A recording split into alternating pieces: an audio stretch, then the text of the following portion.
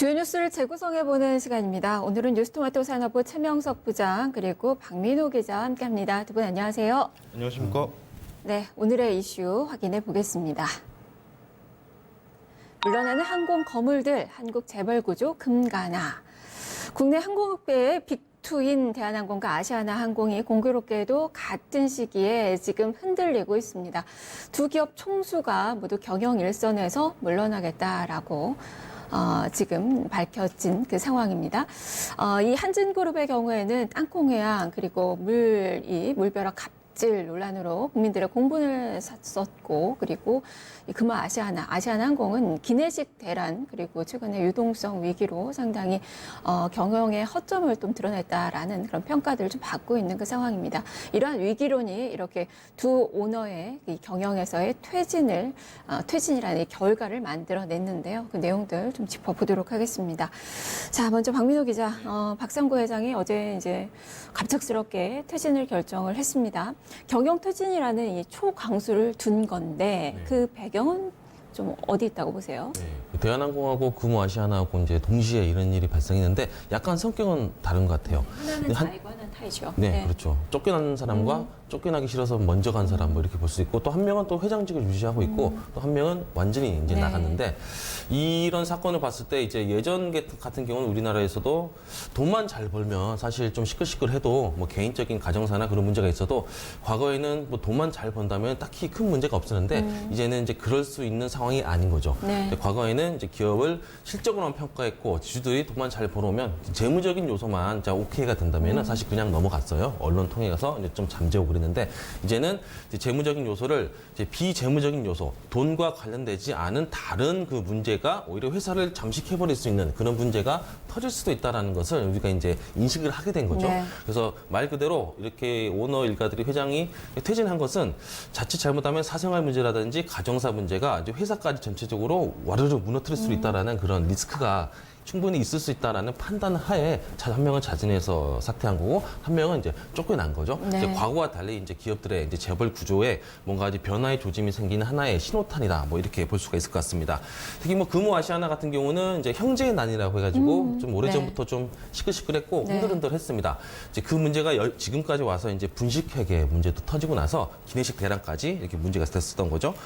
그래서 이제 대한항공의 조양호 회장처럼 이제 불명예 퇴진을 하느니 자기가 먼저 퇴진을 함으로써 좀 마무리 짓고 깨끗하게 정리를 하려고 하는 그런 모습을 볼 수가 있습니다. 네, 뭐 형제의 난도 이야기를 했지만 이 두 총수가 닮은 구석이 많죠. 두 항공기업을 이끌고 있다는 것도 그렇고, 그리고 이 형제의 난을 통해서 또 모두 다 2세 경영자고요. 형제의 난을 통해서 이제 총수에 오른 그 기업입니다. 여러모로 좀 처지가 좀 비슷한 그 두 사람이 또 같은 시기 하루 차이로 경영 일선에서 이제 물러나게 된 건데, 최명석 부장님은 좀 어떻게 보셨어요?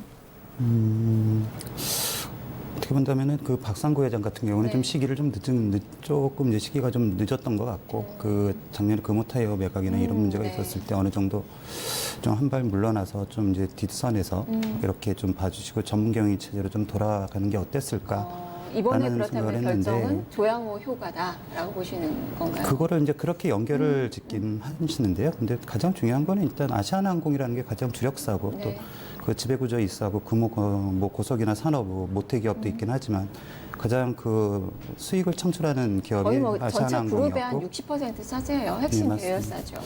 근데 이 항공사를 보통 예전에는 이제 그 박상구 회장의 어떤 인맥이나 이런 그다음 뭐 이런 재무적인 이런 그런 걸 갖고 이제 많이 위기를 넘겨왔는데, 이번에는 거의 이제 내놓을 카드가 없었다.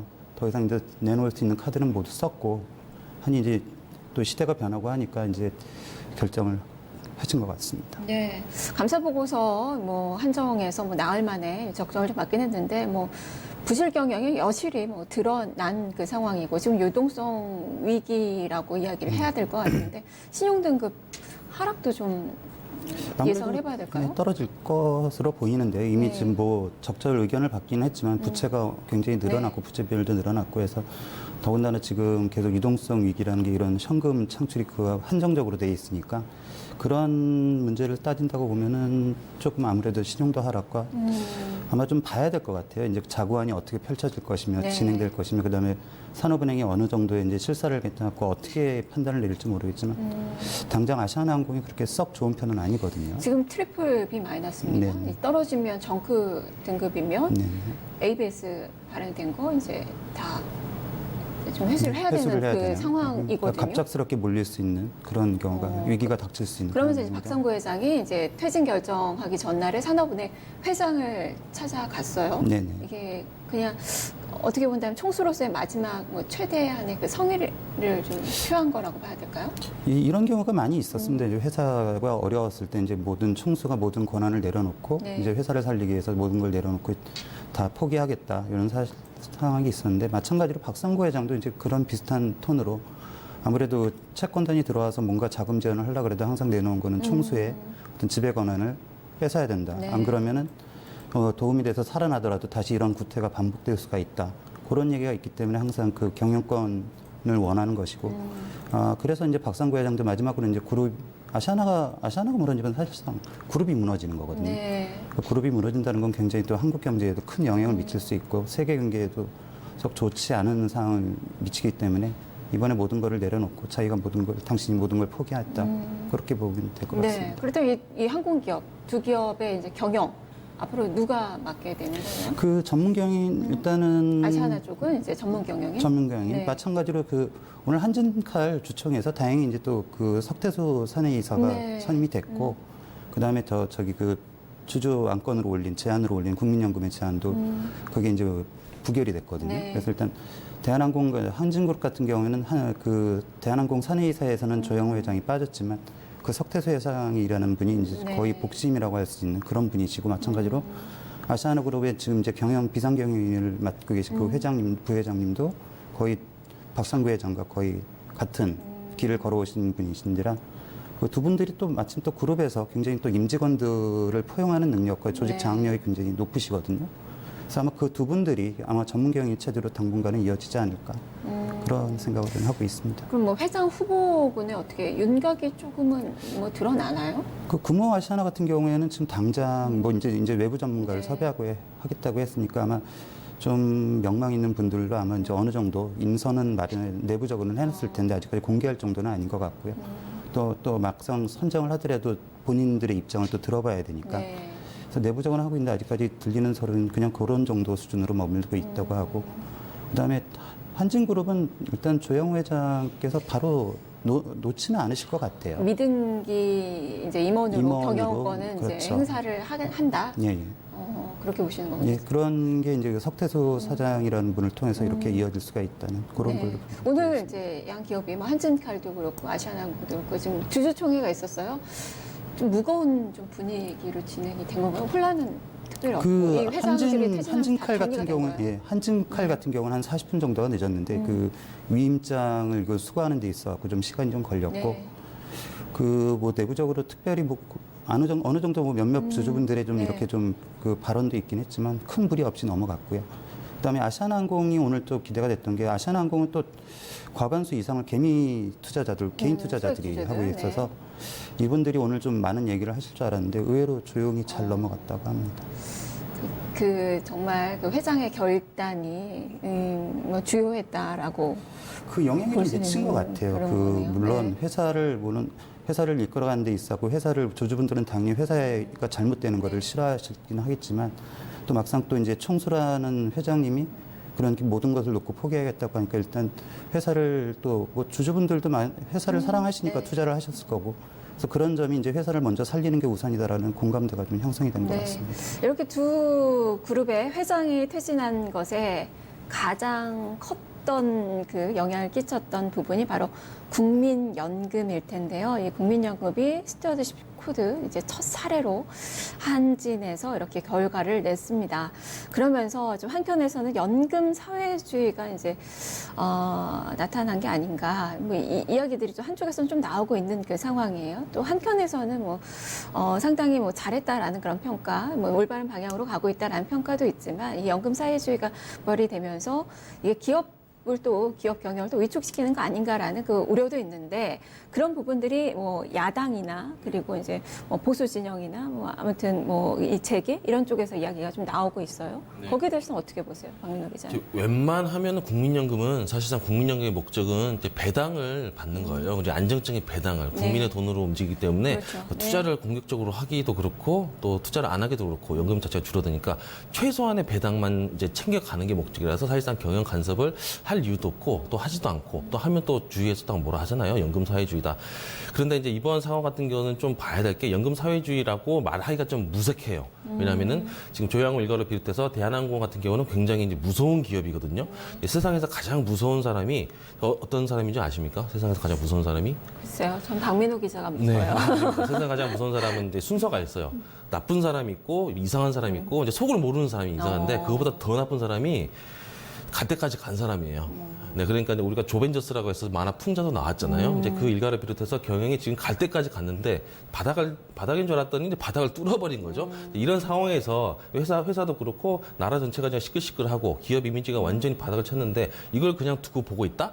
그래서 간섭을 해서 조양호 회장을 이제 사내 이사직에서 박탈했는데 이걸 연금 사회주의다라고 말을 한다는 것은 네. 사실 좀 오버하는 경향이 있다고 저는 개인적으로 그렇게 생각을 합니다.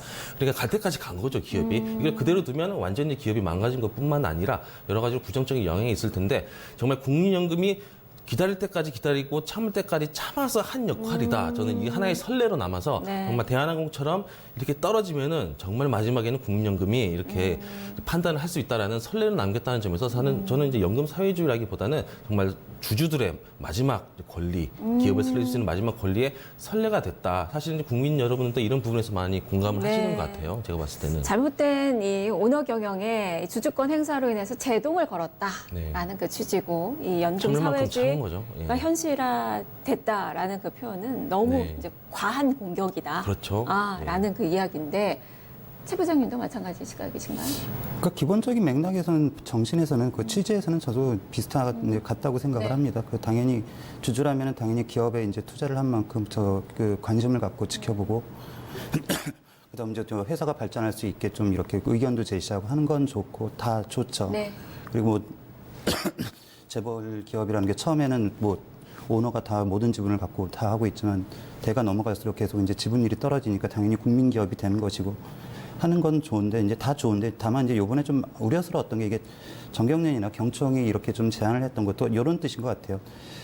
조양호 회장이 물론 이렇게 좀 뭐 무리를 일으키긴 했지만 네. 근데 대한항공 자체 경영에 큰 문제는 문제는 없었거든요. 없었죠. 네. 그리고 그 오너 일가의 어느의 그 일탈적인 행동 때문에 이제 해서 또 막상 또 보면은 또 조양호 회장이 직접 또 불법적인 행동을 한 거는 거의 그런 지금 그래도 좀 소송 없었죠. 중이잖아요. 재판 중이죠. 그러니까 그 네. 소송인가 그 소송이라는 게 배임 횡령이라는 게 항상 그 권리 쓴 적용할 수 있는 범위가 워낙 넓으니까요.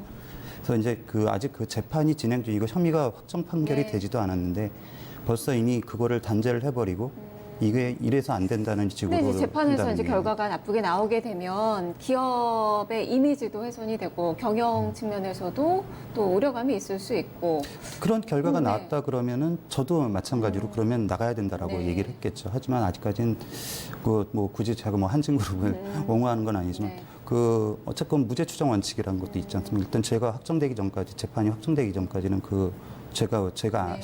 덮지 않아야 된다는 거 그런 내용을 본다 그러면 이번에 좀 너무 그리고 그 경영 실적과 여태까지 해온 노력을 어느 정도 좀 개량적으로 평가를 해서 정말로 국민연금이 평가를 해줬으면 어땠을까 하는 좀 아쉬움은 남아 있습니다. 네. 이런 문제 때문에 이제 재계에서는 이런 업계에서는 이제 그런 문제를 좀 우려를 제기를 하는 거죠. 더 이상 오너의 성역은 없는 거고 이제 뭐 사회적으로 무리를 빚은 그 기업들에 대한 경종을 울리는 네, 그런 측면에서 또 의미가 있다고 보고 또 한 가지 또 의미를 줄 수 있는 그 부분이 국민연금도 연금이지만 소액 주주들 사실상 소액 주주들은 항상 주총하면 딜러의 역할이었는데 이번에는 좀 달랐던 것 같아요. 사실 뭐 소액 주주들이 그 표를 행사한 것도 있었고 위임장도 받았었고 그게 표가 사실 많지는 않았지만 이게 어느 정도 그런 기념비적인 소액주주 운동의 한 획을 그었다라고는 좀 표현할 수 있지 않을까 싶은데 소액주주 이게 운동이 좀 확산될 수 있을까요?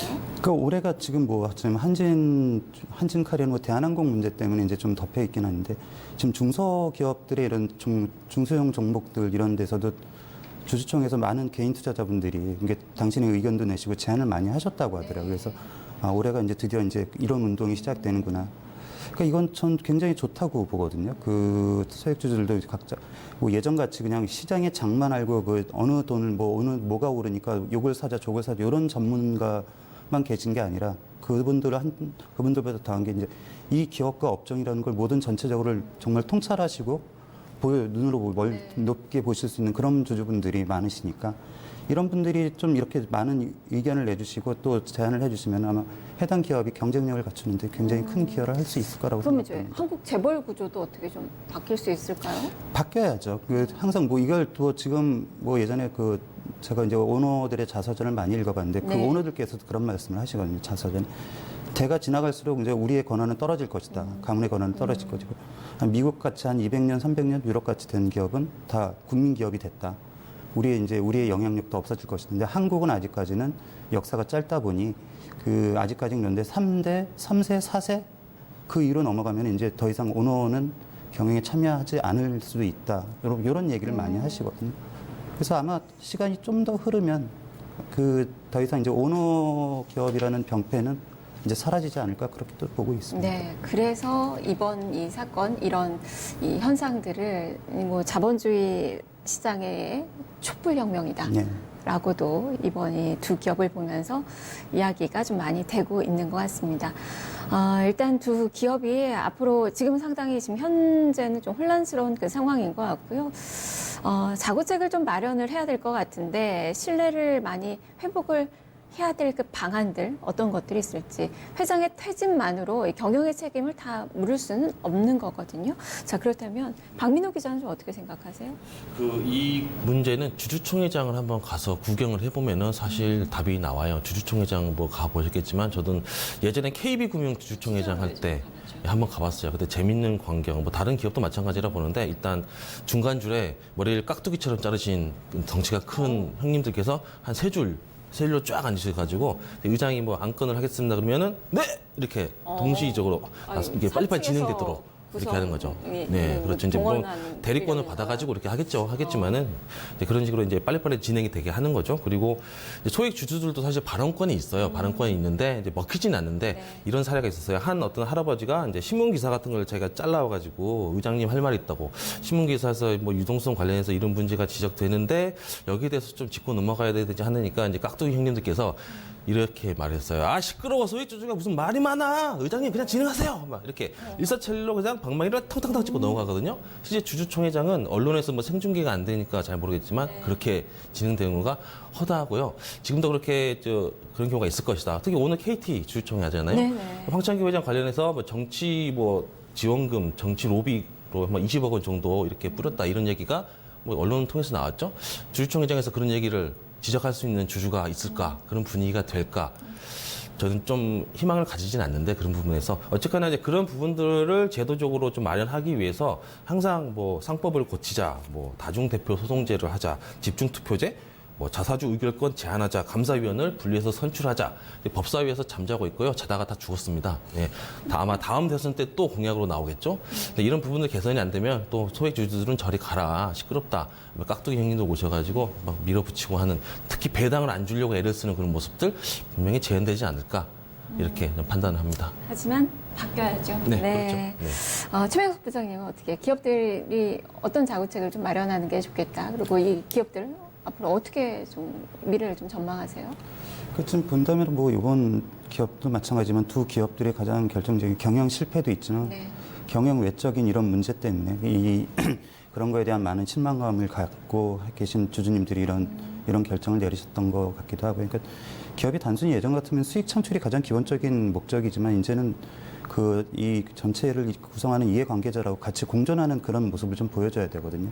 그래서 지금 뭐 삼성전자도 배당을 늘리긴 했지만 계속 어떤 주주들과 우리 사회 구성원들과 같이 갈 수 있는 이런 방안을 마련하고 하는 이유는 이제 그 수위 외에도 이제 여러 가지 기업이 할 수 있는 사회적 책임 이런 문제를 좀 그 확대해 갖고 이제 좀 널리 알리는 게 방안이 되겠죠. 근데 그런 방안 중에 하나로 소액 주주들이나 이런 주주분들한테는 솔직히 아까 뭐 박민호 기자도 말씀하셨지만 좀 기업들이 많이 좀 외면한 게 사실이거든요. 그러니까 이런 기업 우리 기업들도 이제는 주주들과 단 한 주를 갖고 있는 주식을 갖고 있는 주주라도 이런 분들을 다 포용해서 그 같이 나아갈 수 있는, 같이 의견을 받고 할 수 있는 그런 문화를 좀 만드는 노력을 좀 많이 해야 될 거라고 생각합니다. 주식회사라는 점을 맞습니다. 잊지 말아야 될 것 같아요. 우리 경영자분들은 꼭 이 방송을 좀 보셨으면 좋겠습니다. 자, 이렇게 좀 정리해보죠. 뉴스토마토 최명석 부장 그리고 박민호 기자 함께했습니다. 두 분 말씀 잘 들었습니다. 감사합니다. 네, 이 두 항공기업의 사례는 이 국내 기업들의 주주총회에서 의사결정 방식이 뭐 선진화되고 투명화되는 그 과정으로 좀 볼 수 있을 것 같습니다. 우리가 이제 이 기업들을 보는 그 시각, 그 기준, 뭐 윤리적이고 이제 도덕적인, 사회적인 윤리와 도덕적인 그 기준이 이제 많이 높아졌습니다. 여기에 좀 눈높이를 좀 맞출 필요성이 있겠는데요. 경영 능력, 그리고 거기다가 사회적인 품격도 좀 갖춰주시길 좀 기대를 해보도록 하겠습니다. 뉴스를 재구성해 봤습니다.